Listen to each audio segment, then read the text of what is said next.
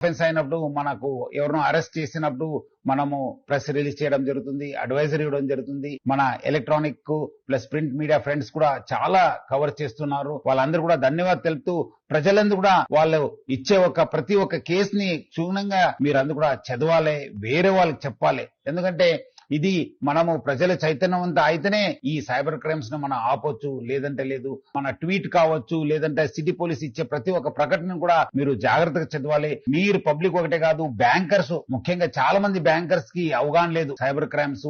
ఎందుకంటే వాళ్ళు they are the custodians of public money. Bankers ఈ మధ్యలో బ్యాంకర్స్ తో మీటింగ్ లో చూశాను, చాలా మందికి వాళ్ళ బ్యాంక్స్ లో ఎవరు కస్టమర్స్, వాళ్ళకి ఏం నష్టం అవుతుంది. ఎందుకంటే డిజిటల్ అరెస్ట్ అయినప్పుడు, ఇన్వెస్ట్మెంట్ ఫ్రాడ్స్ అయినప్పుడు వాళ్ళు డెఫినెట్ ఖచ్చితంగా బ్యాంక్ వస్తారు. వాళ్ళ దగ్గర ఉన్న డిపాజిట్స్ ని క్యాష్ చేసుకోవడానికి వస్తారు, లేదంటే గోల్డ్ పెట్టేసి లోన్ తీసుకోవడానికి ప్రయత్నం చేస్తారు, లేదంటే ఏదో అన్యూజువల్ బిహేవియర్ ఉంటుంది. సో బ్యాంకర్స్ కూడా వాళ్ళ కస్టమర్స్ ని కాపాడుకోవాల్సిన బాధ్యత వాళ్ళ పైన ఉంది.